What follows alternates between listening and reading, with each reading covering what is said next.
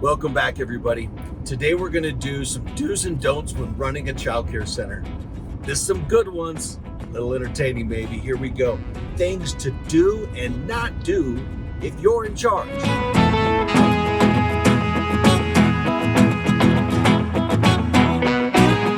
Positive in, positive out. You feed yourself with positive ideas, positive thoughts, positive people, positive things come out.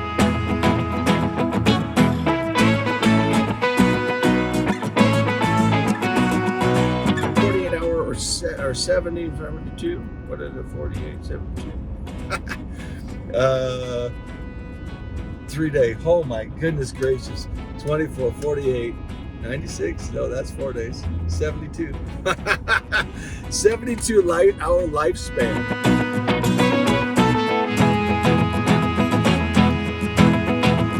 That comes down to you supporting your teachers, supporting your classrooms, and sticking with the value that you're providing for your family. Follow me.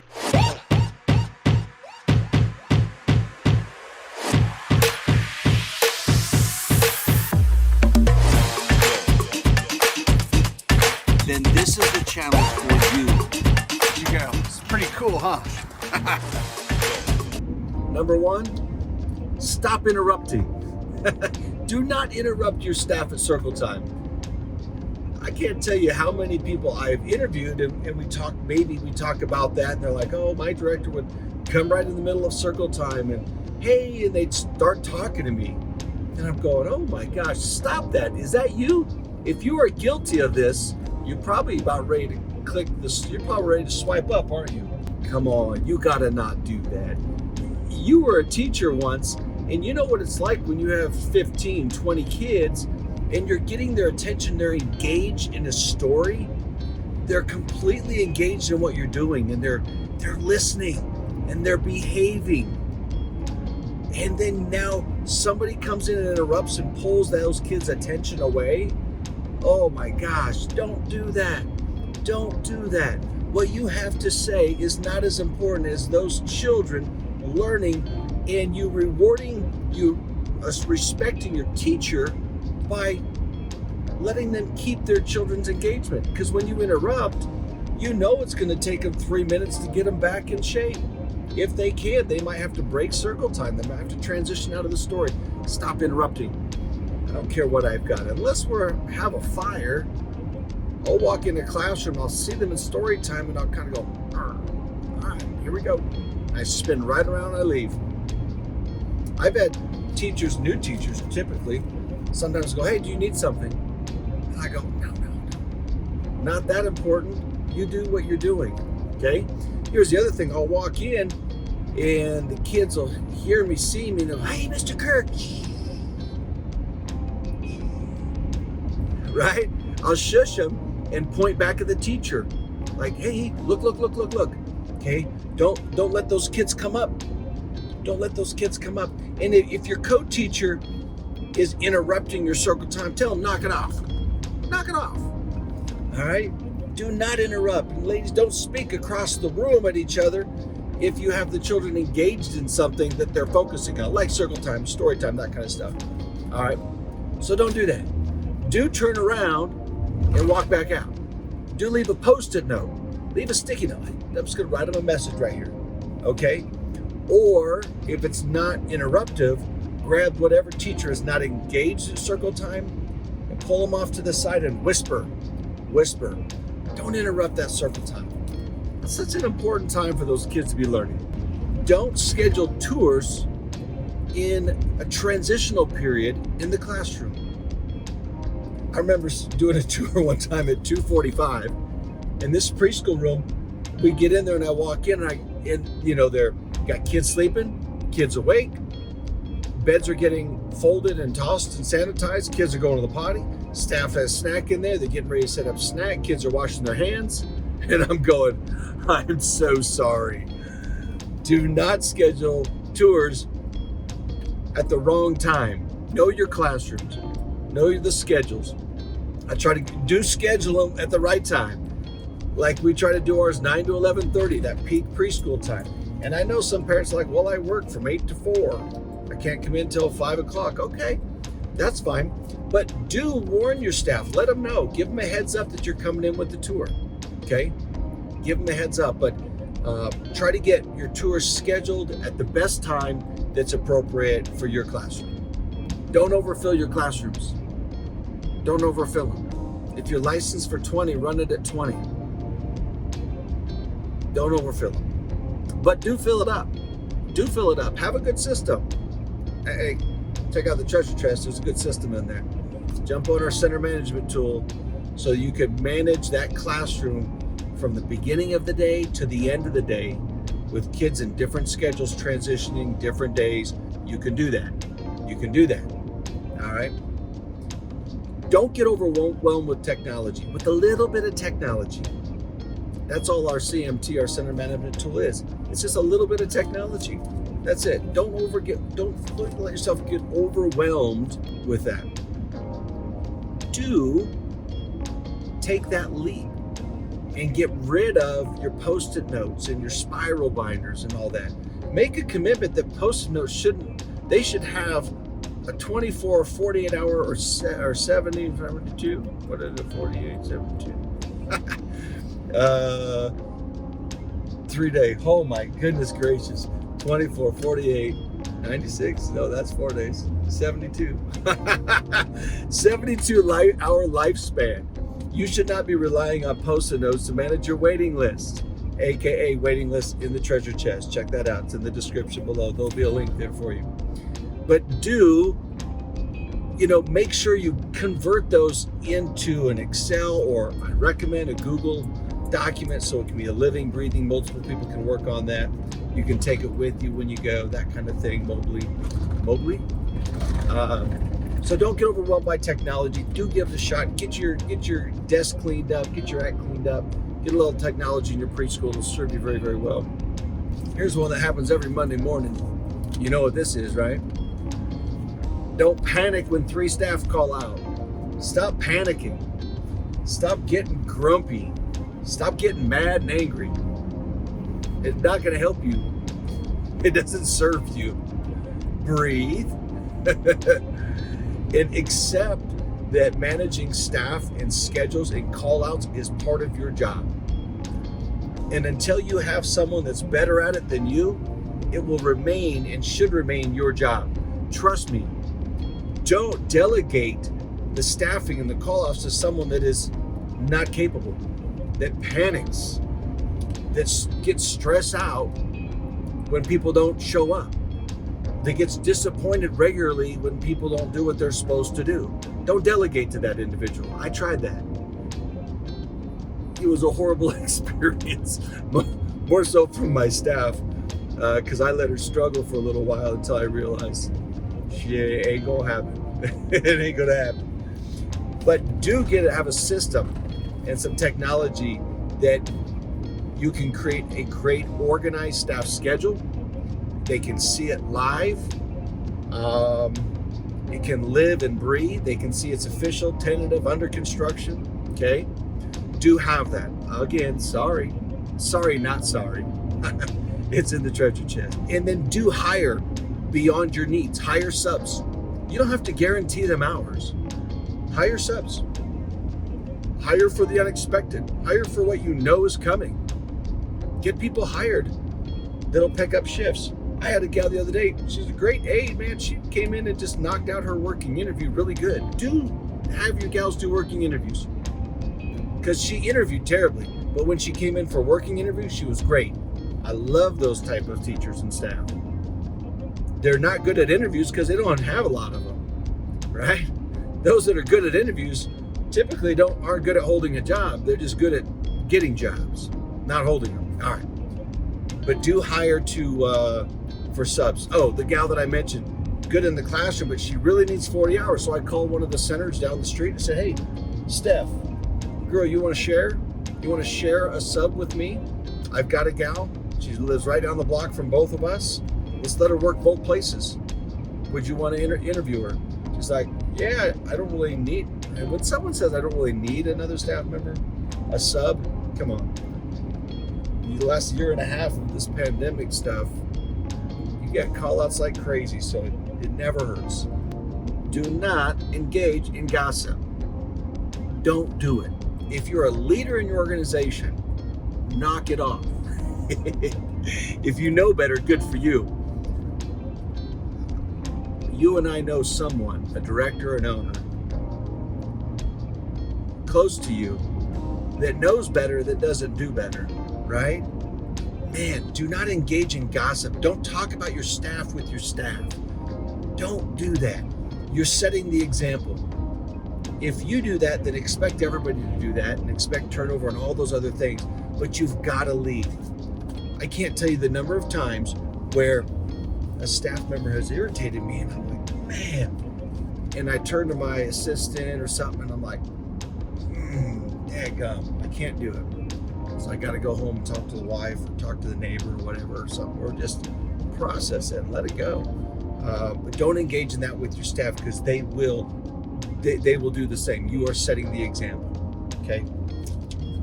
Only positive goes down, negative goes up. You're the complaint station, and then you become the solution oriented. But do find an outlet. Find a different way to process that. So if you're processing that with your assistant director, the problem is maybe you've got it right, but your assistant director is probably processing that with her previous co-teacher. Yeah, and if you do need to discuss maybe a staff's poor behavior, make sure you classify that and say, hey, I want to keep this professional.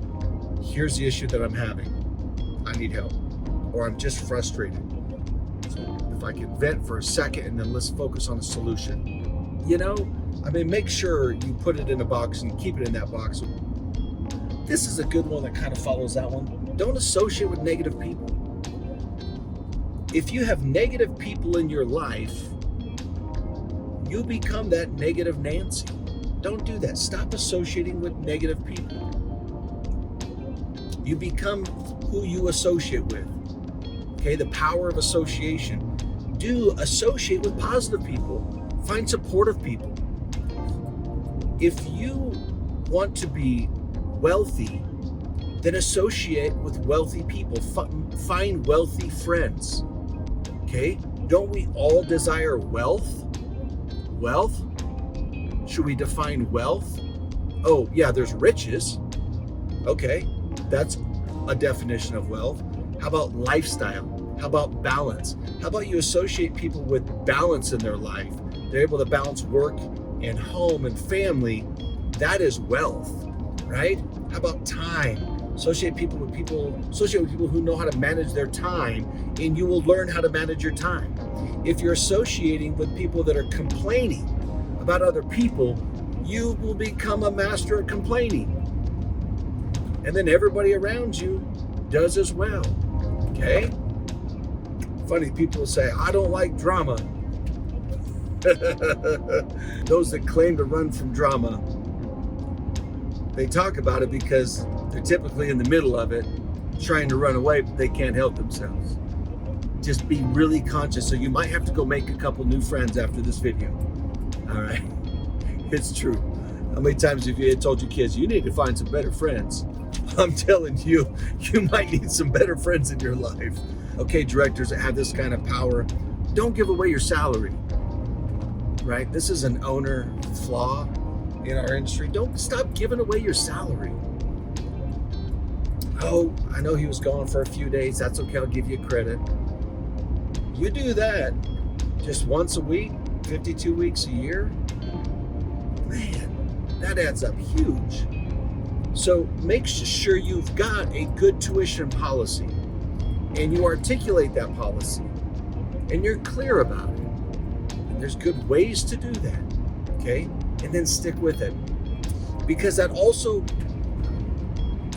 establishes value and it portrays value. You give away stuff for free every day. People take for granted, right? They take it for granted what you're giving away. Okay? I had a parent that called me today and said, hey, Roman's been out for a little bit. Do you guys have she's trying to figure out how to say it nicely. Do you have, he's missed a lot lately. Do you have an allowance or anything for that, or a minimum or a maximum for that?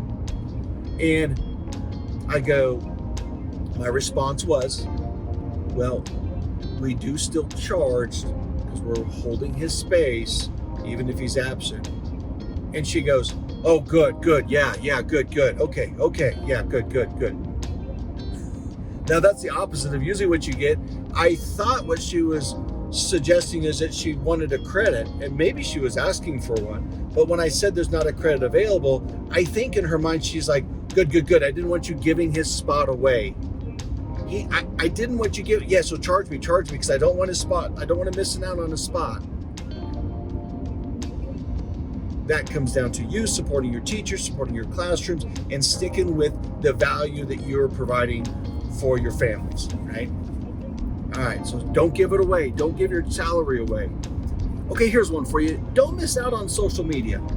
And you don't have to be a social media guru. And you might say, oh, I don't want a Facebook page. I don't want people talking. I've seen what's happened over here and there.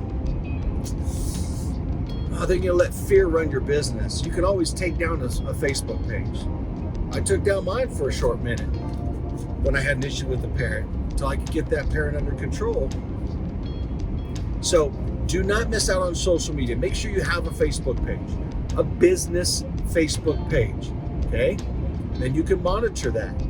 All right, you can promote stuff on there. You can gather reviews from your family. Make sure you've claimed your Google listing is free. You ever get that solicitation call? They're like, hey, we know you haven't we know you haven't claimed your Google listing. We'll do that. If you have a commercial address, there's a Google listing that'll be associated. And it might be the last business or their business, but it blows my mind that businesses don't claim their Google listing. It's free to do that. They send you a postcard, whatever, you put in some numbers, it's yours. Now you can upload pictures and this and that. But then you can also solicit your families for reviews, okay? And do send your parents the link to your Google review, to the Facebook review part on your Facebook page. You can send them a Yelp review if people out there are still using Yelp. But Google, Facebook, those are the biggest ones that I see. And then create a Google review, a Facebook review frenzy, and do it over time. Pace it out, spread it out over time, so you hit certain group pockets of your enrollment of your families, so that they all don't hit in 1 month. It looks so goofy. Then you want them spread out over 6 months, over a year, that kind of thing. So don't miss out on social media. Find one of your teachers that's really good at it, because they're mostly all probably good at it if you're not. And then at nap time, bring them in the office, have them work on it at nap time. Here's number 10, the last one I'm gonna give you today. And this isn't the top 10, this is just 10. And I hope this is a good one here at the end, which is don't ever stop feeding yourself, okay? Positive in, positive out. You feed yourself with positive ideas, positive thoughts, positive people, positive things come out. Feeding yourself with new things in our industry, well, then innovation comes out, okay? Feed yourself with other people, with other professionals, with other individuals that have knowledge, and whether it's reading, whether it's YouTube, whatever it might be, continue to feed yourself. So consider a teacher development day. This was brought up to me through my interview with Brian Dupree, the author of Childcare Millionaire, and I'll drop that link to his book on Amazon in the description below. Great book, but he talked to me about in the book actually, and we talked about it also in our interview, and you can find that on our YouTube channel. He talked about doing a teacher development day, 1 or 2 a year. So we did our first one in February, I believe it was like the 14th. I think that's President's Day. It is February 14th last year of 2021, this year I guess, and it was fantastic. So we closed for the day, we picked a holiday. My state paid for all of that absent day on that holiday. That was good, and a lot of parents were able to take it off. I heard little pushback at all, and most of my parents were overwhelmingly thrilled about us taking a day to spend with our teachers. And we charged our parents. Every parent paid for that day. Everyone. Even if they didn't come on Mondays, they paid for that day. And I had about a $6,000 budget between our two programs probably plus CCAP, or that might have included CCAP in there. And we rented a room at a local golf course. We had it catered in. We had decorations. We had a couple speakers come in. Didn't have to pay for the speaker. There were parents at that time. And then we did some fun things, some team building stuff. We played some games. We ate. We had staff come up and do some skits that were great. So it was just a great staff development day, team building day. It was fantastic. It was fantastic. So consider that. Consider that. Maybe drop a comment in this video below about what that might look like if you ever done that, or look for ideas on there. So it was fantastic. And then we did a little video editing, and we shared that video with our families after that development day to show them what we did, how we spent their money. And overwhelmingly, we had a great response. So what a great time to reconnect with all your families. All right, guys. Hey, I hope you enjoyed this video. 10 things to not do and to do. Watch out for pitfalls. There's a lot of them in our business. Keep following on. Make sure you check out the treasure chest, guys. Again, links all over in the description below. Have a marvelous, marvelous day. See ya.